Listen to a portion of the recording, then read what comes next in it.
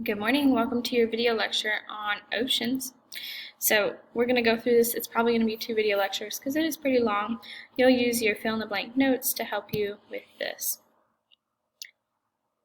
So oceans, we spent a lot of time talking about freshwater. Now we're going to switch gears to ocean water.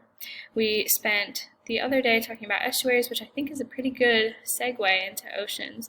Remember, estuaries are where we have brackish water or where salt water and freshwater meet. The estuaries are an awesome place full of biodiversity, lots of life. They do a lot of cool things like help prevent flooding, filter the water, and provide us with some money because tourists like to view estuaries and people fish in estuaries, and fish have their babies in estuaries as well as birds. So they are a pretty cool, awesome thing. Remember all that stuff. Don't forget it, store it in your memory box. But here we go with oceans. So some things that we're going to go over as far as essential questions or the hopes for this lecture. We're going to talk about what elements make up the ocean, how are salinity, temperature, and density related. We're going to talk about how the sun drives our ocean currents, specifically our surface water currents. We're going to talk about some examples of seafloor structures and how they are mapped. We're going to talk about human dependence on the ocean, and we're going to talk about human activities that are modified, or that modify the ocean. Here's your bell ringer, something just to think about. What is the difference between saltwater and freshwater? And then bell ringer number 2, predict if these pictures show a freshwater or saltwater ecosystem. Here we go. You think this is freshwater or saltwater? Hopefully you said saltwater. Our key or our clue here is the coral. Corals are almost without exception saltwater species. They're very beautiful, very bright typically. What about this one? We gotta sneeze or yawn, I'm not sure. We've got a mountain here with a river, perhaps close to the headwaters. Do we think this is freshwater or saltwater if it's near the headwaters of the river? This is indeed fresh water. We got a little pond here with some ducks and some fish. We think this is freshwater or saltwater. Hopefully you said freshwater. Here we've got an octopus, perhaps 2 of them, it actually looks like. Again, with some coral. Do we think this is freshwater or saltwater? Hopefully you said saltwater. And lastly, we've got some koi fish. Do we find koi fish in freshwater or saltwater systems? Hopefully you were able to identify this as a freshwater system. Fantastic. We aren't doing a KWL chart, so we will skip this right now. Let's begin our oceans lecture. So we have 5 oceans. From largest to smallest they go. The Pacific Ocean is the very largest. We see it over on this coast of California here, and it stretches all the way down to Antarctica. We've got the Atlantic Ocean, that's what's in between us and Great Britain and South America and Africa. That's how this is the ocean that they crossed, like the Pilgrims when they came over to explore or conquer the New World. We've got the Indian Ocean right here, in between Africa. India sticks out into it, and Australia. You've got the Southern Ocean, which has been called the Antarctic Ocean before. It is right here, above Antarctica. Very cold water here. And we've got the Arctic Ocean up top near the North Pole. Again, one of our main takeaways we'll see when we start studying the life that we find inside the ocean is that we have an incredibly diverse web of life. There are many, many, many species. They can live in many, many different places, but the key is that they live in saltwater ecosystems. So like we might find like whales and krill here and polar bears here. We might find, if we think a little bit more tropical, like right around here, we might find our manatees, we might find coral reefs, we might find all kinds of life. Not sure why I went through that again. So our water on Earth, this should look familiar to you, so this is just a reminder. 70% of the planet is covered by water. We said thereabouts. Remember we talked about 97% of that is ocean water, and until today we'd put that off and sort of stop talking about it. 2% of the water on Earth is trapped in our glaciers and ice caps, and 1% of fresh water or 1% is freshwater in lakes, rivers, and aquifers. So we talked about this little category right here, 3%. We spent about 15 days on that. And now we are talking about the other 97%. We are going to spend quite a few days here studying the ocean. Let's talk about what's in the ocean. So the ocean is made up of hydrogen and oxygen, primarily our H2O molecules, which we talked about the very first day that we started water. Remember, water is polar because the oxygen, and many of you needed clarification for this on your test.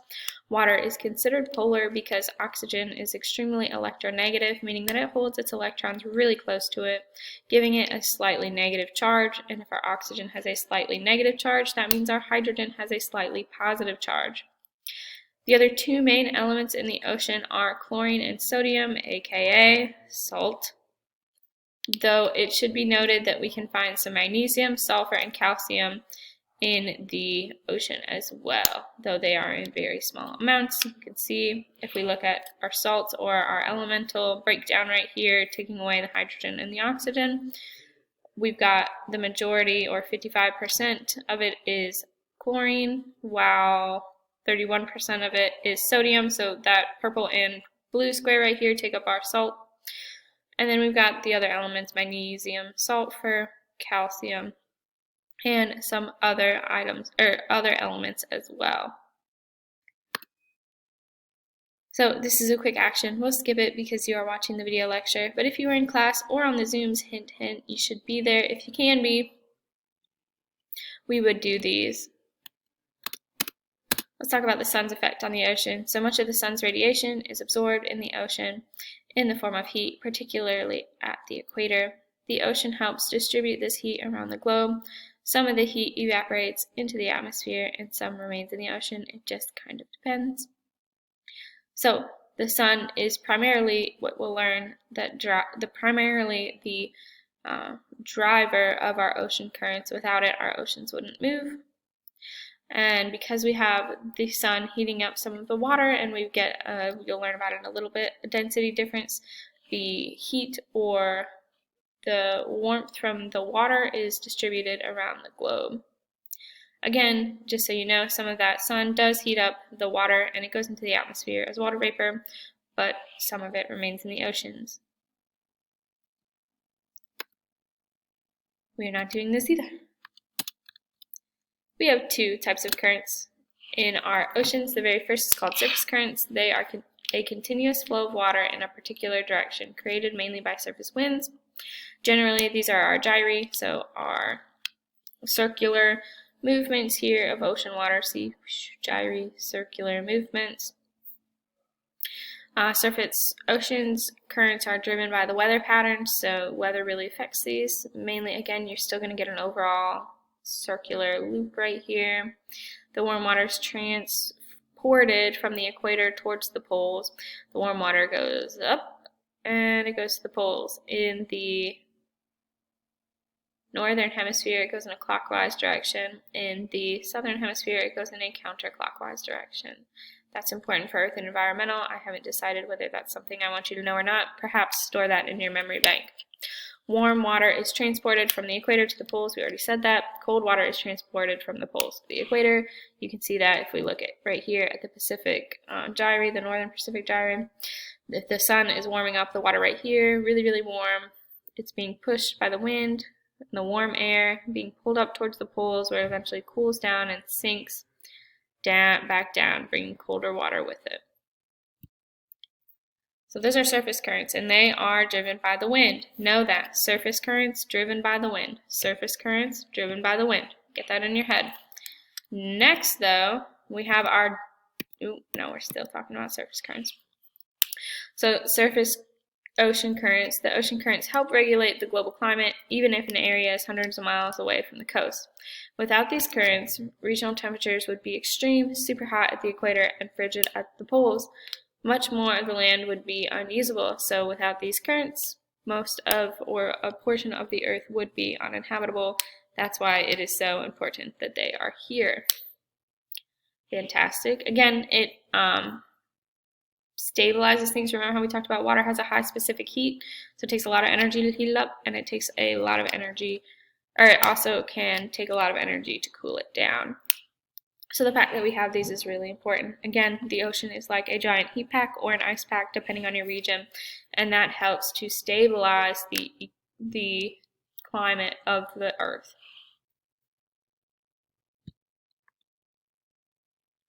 Okay, Coriolis effect. Something that's kind of hard to understand, but we are going to do our best, and perhaps I will link a video for you to help with that. So the Coriolis effect is due to the Earth's rotation, and actually the Coriolis effect happens on anything that is spinning. So because the Earth rotates on its axis, it spins around and around and around. That's what it gives us night and day. The circulating air is deflected towards the right in the northern hemisphere and towards the left in the southern hemisphere. This is called the Coriolis effect. So if we didn't have this Coriolis effect, the current would be going straight up. If we weren't moving, if we weren't spinning at all, it would be going straight up. It'd be up and down, up and down, up and down. But because we are spinning on the Earth, it starts to curve. Again, this is a clockwise direction here, and a counterclockwise direction in the southern hemisphere. The water at the ocean surface is moved primarily by winds due to this pattern. So the winds follow the Coriolis effect. They do spin. And remember, we didn't learn this, but in Earth Environmental, we will talk all about the weather and about the winds, and we'll talk about how we have many different wind cells. And so what you need to know is that the ocean currents, pretty much the surface ones, because they're driven by the wind, they will mirror those wind cells.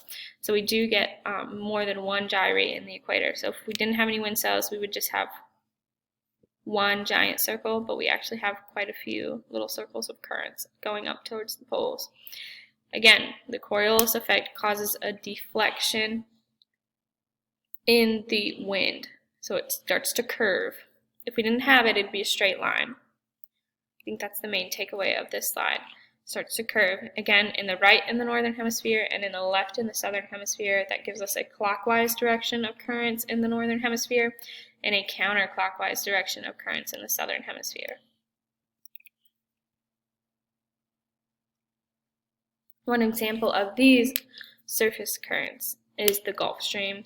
The Gulf Stream is a powerful, warm, swift ocean current flowing in the Atlantic. It starts in the Gulf of Mexico, where it is warmed up by the sun that's directly hitting the equator. That warm water does what warm water does and tries to move towards the poles because it is trying to reach that equilibrium, so it's moving towards the poles. And travels all the way up the east coast of the United States, combining with the North Atlantic drift. What it does, though, is it brings much milder temperatures to western and northern Europe than would otherwise occur based on the latitude. So again, when we study climate more in depth and weather more in depth, we'll find that, and this is something you know too, the farther north you get, generally the colder the climate it is. But that's what we would expect, that's what we would predict, but because of this Gulf Stream, places like Britain right here have a much milder winter and generally actually receive a lot more rain, but that's besides the point, because of the interactions of the Gulf Stream right here. So the sun heats this up right here, this water, and then it starts to move and it warms up everything right here. So us, Florida, Georgia, South Carolina, all the way up to Maine, bringing much milder, warmer temperatures, and then it spans the Atlantic Ocean and continues up towards the poles, passing Great Britain, bringing with it warmer weather for our friends across the sea.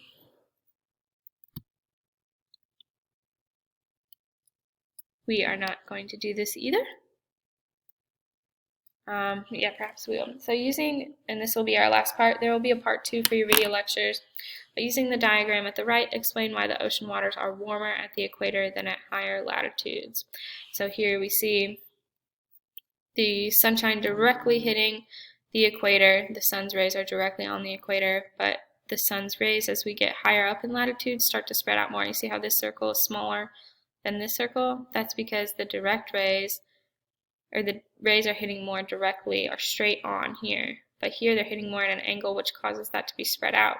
If you've got a round object like a ball and you've got a flashlight at your house, like an actual flashlight, not a phone, you can repeat this experiment and actually see that. And if you put your hand right there on the ball, you can feel that it's warmer where it's hitting directly than if it were to spread straight around. All right, don't forget about the other video lecture. Have a great day.